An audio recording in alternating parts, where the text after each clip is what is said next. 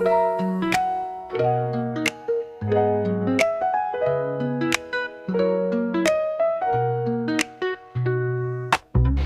大家好，我係 Candy 啊，歡迎大家收睇我哋嘅 YouTube Channel 啦。咁好多香港嘅街坊朋友咧，翻到嚟內地呢邊咧，都比較想揾一啲咧係帶精裝修交付嘅別墅。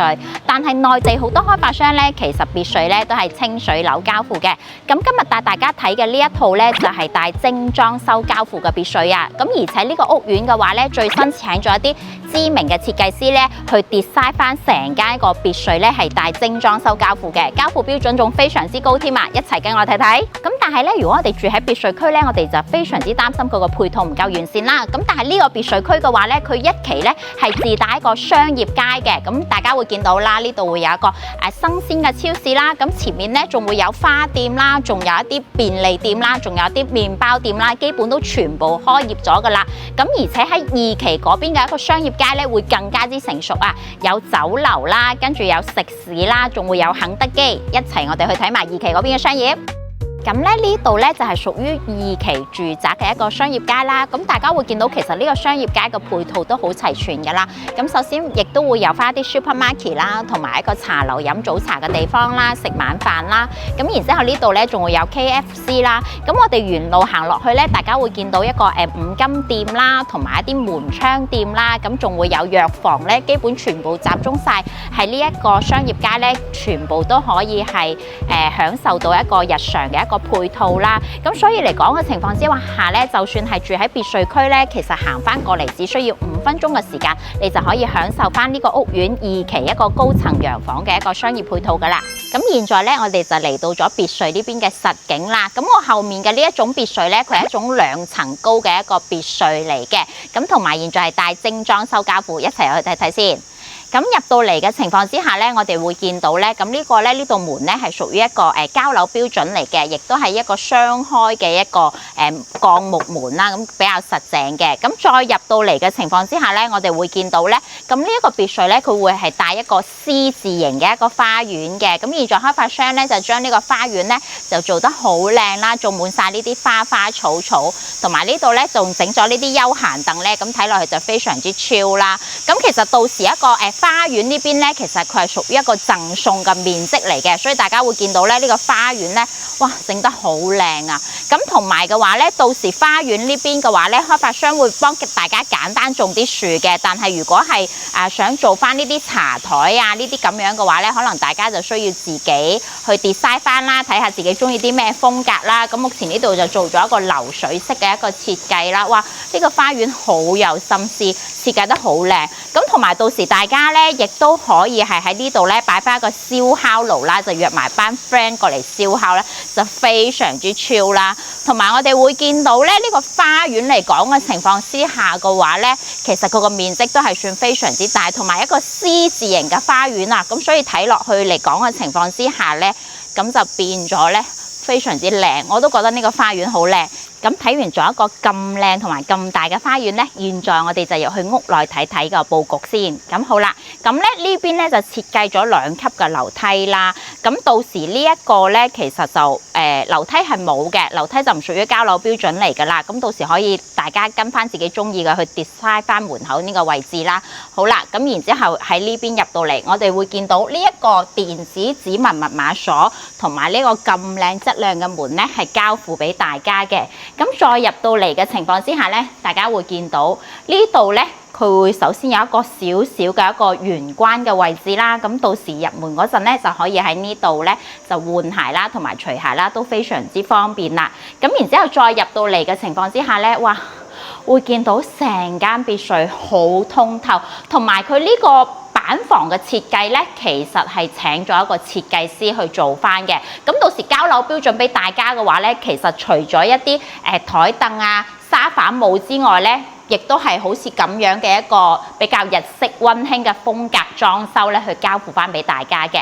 咁首先入到嚟嘅話咧，我覺得呢度就好有設計感啦。首先會有一張圓台啦，咁可以呢度咧會做翻一張飯台啦。咁然之後再過到嚟嘅話咧，我哋會見到呢種咧就屬於半開放式嘅一個廚房嘅一個位置啦。咁同埋咧，佢係做咗啲黑色嘅木紋嘅一個櫃，再加埋呢啲黃銅石嘅佈局咧，顯得好有設計感。咁然之後呢邊嘅話咧，廚房亦都係屬於一個交付標準嚟嘅。咁然之後咧，我哋會見到櫃啦，同埋呢啲廚房嘅一個三件套啦，都係包翻俾大家啦。跟住仲有一個星盤呢邊嘅設計啦，係啦。咁然之後我哋會過到嚟呢邊咧，就嚟到我哋一個大廳嘅位置啦。咁哇，大廳嘅話咧，好特別啊！呢種咧有少少咁樣法式嘅設計嘅，咁同埋呢個門咧，即係呢種玻璃窗咧，亦都係到時嘅一個交付標準啦。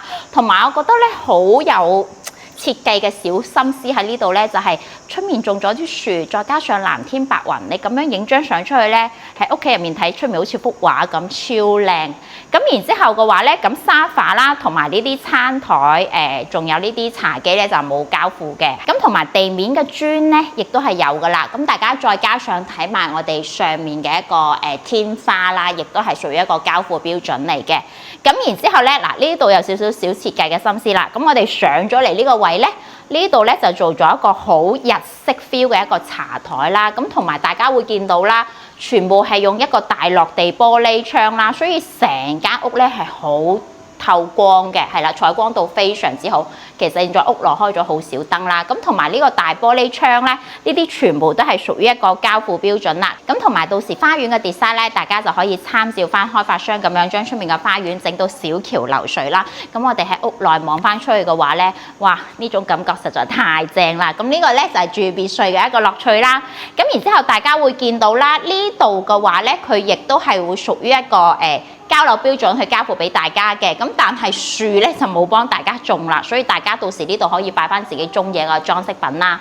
咁然之後咧，因為現在我哋身處一樓嘅位置，一樓嘅話咧，我哋會見到有一個洗手間啦。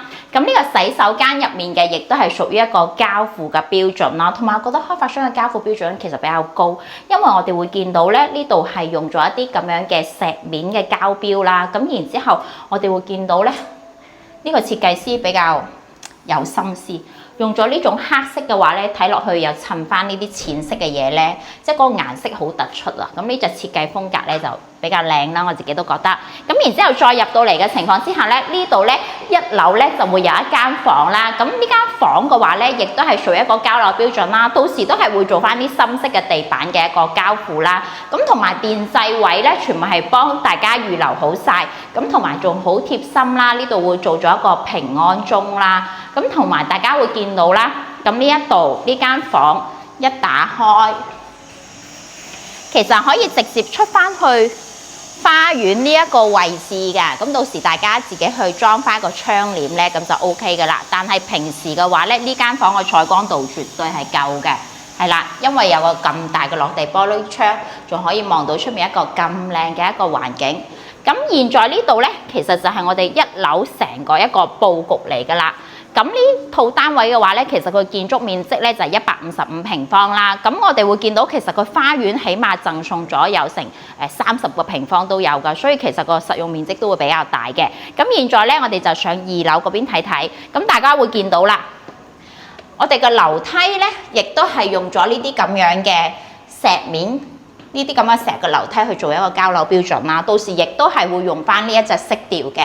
咁然之後就玻璃扶手上嚟之後咧，就我哋2樓嘅一個位置噶啦。咁2樓呢邊咧，首先我哋一過到嚟呢邊咧，佢亦都係會有一個洗手間啦。咁呢個洗手間咧，亦都係屬於交樓標準啦。哇，個鏡櫃其實做得好高好大啊！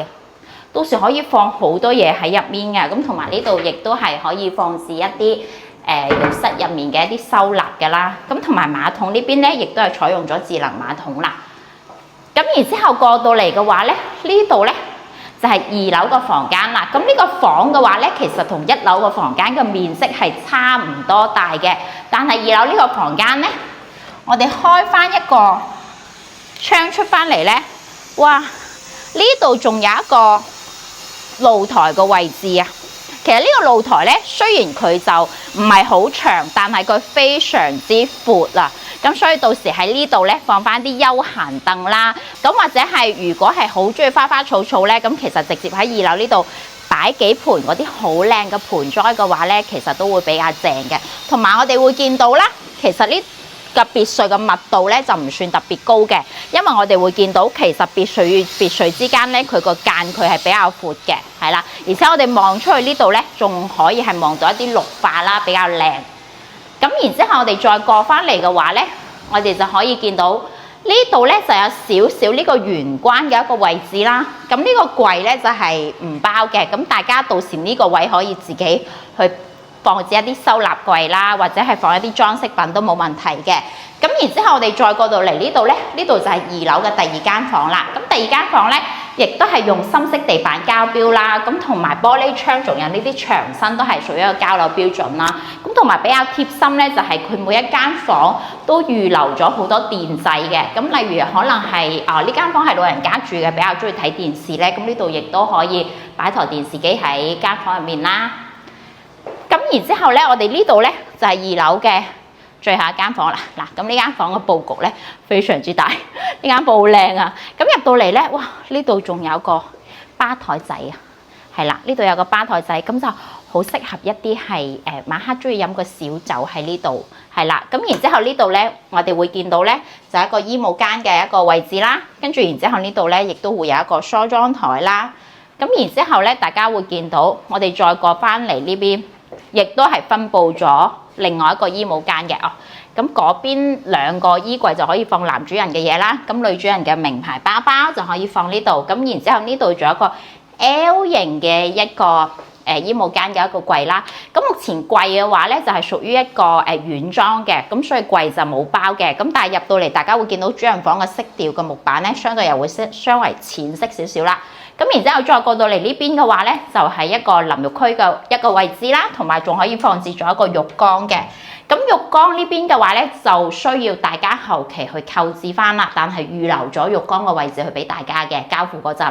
咁然之後我哋會見到淋浴區嘅呢個咧，都係會全包翻俾大家啦。咁跟住然之後咧，洗手間咧，我哋會見到就會用翻稍微淺色少少嘅一個基調啦。咁但係咁樣搭配咧又好靚，同埋大家會見到啦，呢個洗手間咧，佢就呢邊會有個窗，呢邊都仲會有個窗，所以就唔係嗰種暗廁嚟嘅。